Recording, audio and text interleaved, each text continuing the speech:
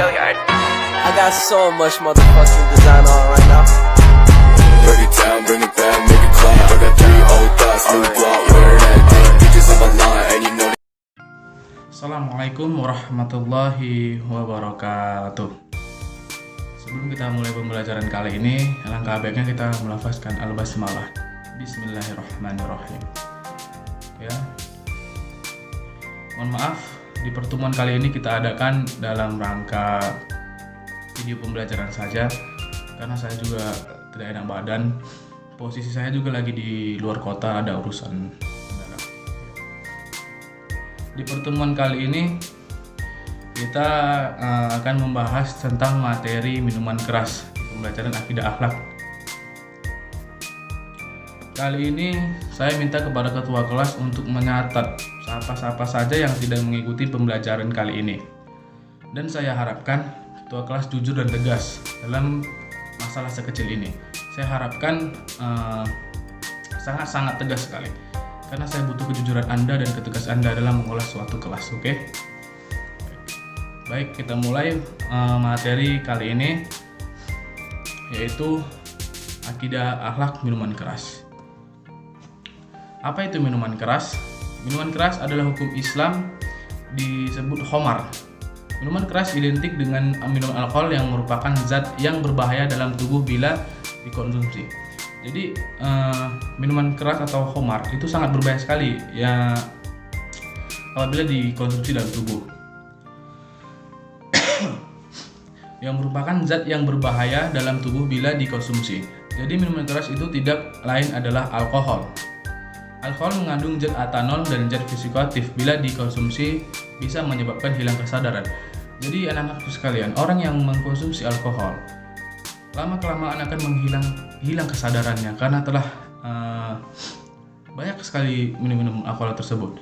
Minum alkohol merupakan minum keras yang termasuk kategori jenis zat narkotika mengandung alkohol. Tidak peduli berapa kandungan alkohol di dalamnya, maupun 0%, maupun 0,1, 0,2 atau sekalipun 0,5, itu tetap disebut dengan zat narkotika. Jadi sangat berbahaya sekali dalam tubuh kita itu. Oke. Di berikutnya adalah dampak negatif minuman keras.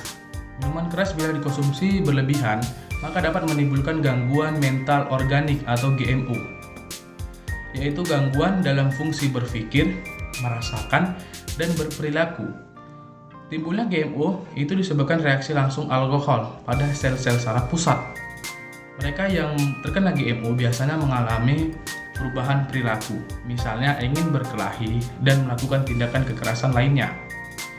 Tidak mampu menilai realitas, terganggu fungsi sosial, dan terganggu pekerjaannya. Jadi mereka tuh yang sudah terkena alkohol atau terkena sel-sel pusat sarafnya, mereka tuh mudah sekali terganggu kejiwaannya. Yang mudah marah, yang mudah tersinggung, sangat-sangat mudah sekali.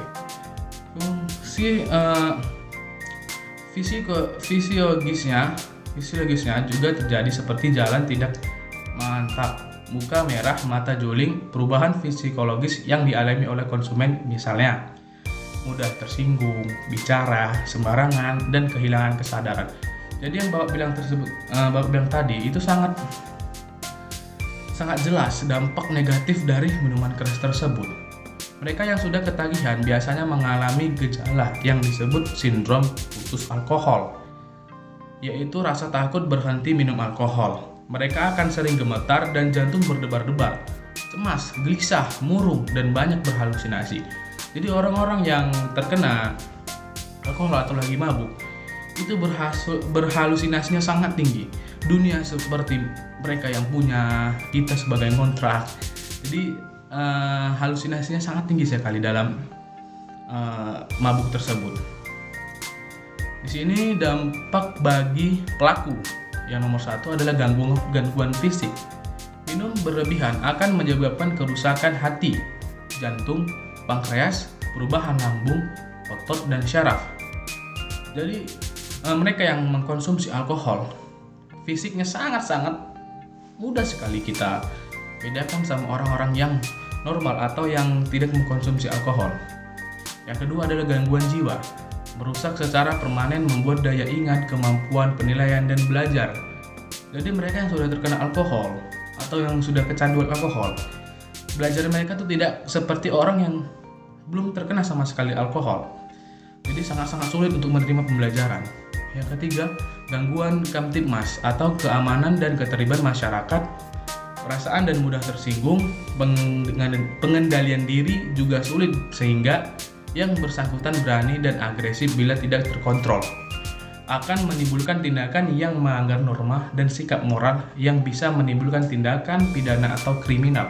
Jadi kita yang waras, jadi kita yang jauh dari kata-kata alkohol.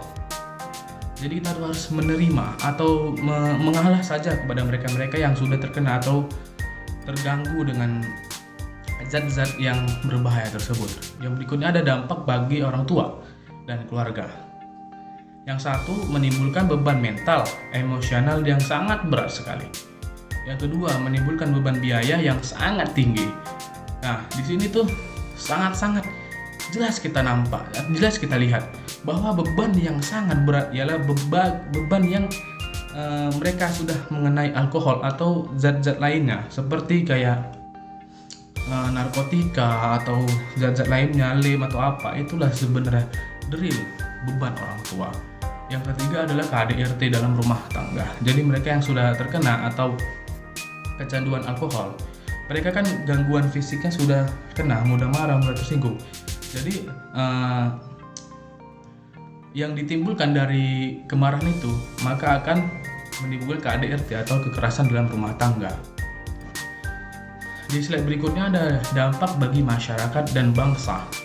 Yang satu, menimbulkan beban ekonomi. Yang dua, menimbulkan gangguan terhadap ketertiban, ketentraman, dan keamanan masyarakat. Yang ketiga, menghancurkan kualitas dan daya saing bangsa serta membunuh masa depan dan kejayaan bangsa. Di sini ada ayat Al-Quran surah Al-Baqarah ayat 219 yang berbunyi, A'udzubillahi minasyaitonirrajim. Bismillahirrahmanirrahim. Yas'alunaka 'anil khamri wal maisir. Qul fihima itsmun kabirun wa manahu fihi wa nafihu linnas wa itsmuhuma akbaru min naf'ihim wa yas'alunaka maza yunfikun. Qulil ma'fu kadzalika yubayyinullahu lakumul ayati la'allakum tatafakkarun. Yang artinya, mereka menanyakan kepadamu Muhammad tentang khamar dan judi. Katakanlah, pada keduanya terdapat dosa besar dan beberapa manfaat bagi manusia. Tetapi dosanya lebih besar daripada manfaatnya. Ingat, dosanya lebih besar daripada manfaatnya. Dan mereka menanyakan kepadamu tentang apa yang harus mereka infakkan. Katakanlah, kelebihan dari apa yang diperlukan. Demikianlah Allah menerangkan ayat-ayat kepadamu agar kamu memikirkannya. Jadi arti dari surat Al-Baqarah ayat 219 itu menceritakan orang Umar tersebut. Orang bertanya kepada Muhammad atau bertanya kepada Nabi Muhammad.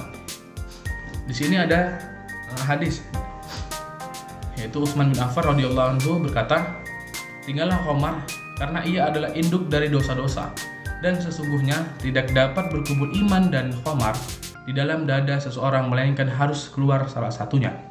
Jika seseorang telah mabuk, maka akan keluar dari lidahnya kalimat-kalimat kufur, lalu menjadi kebiasaan sehingga menyebabkan ia masuk neraka. Oke. Di sini ada gambar yang perlu anak-anak ketahui. Ini bukan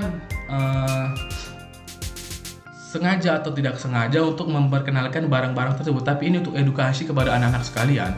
Lihatlah dari raut muka mereka, raut yang kecanduan alkohol di sini sangat-sangat sekali berbahaya di fisiknya. Dan setelah dia berhenti minum alkohol, nampak di raut mukanya, dari raut wajahnya sangat berseri-seri. Oke, yang perempuan begitu juga.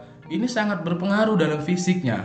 Jadi kita sebagai umat manusia, umat Islam yang telah diberikan kesadaran, yang diberikan ilmu kepada Allah melalui Nabi Muhammad. Jadi kita harus pintar mencernanya mana yang baik, mana yang buruk. Oke?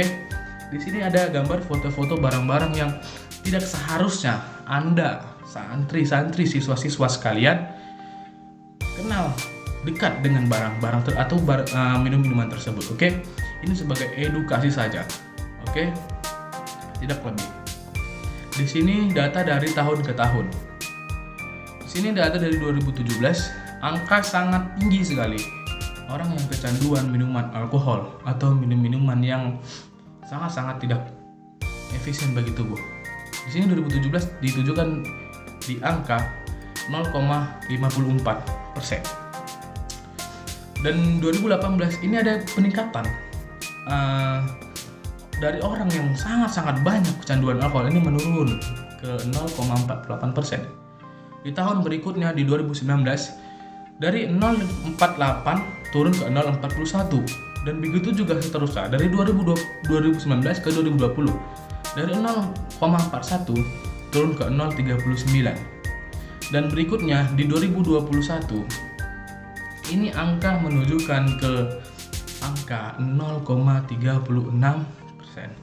Jadi sangat-sangat lumayan dari tahun ke tahun perkembangannya. Dari yang sangat-sangat banyak kecanduan minuman alkohol ini menurun. Oke?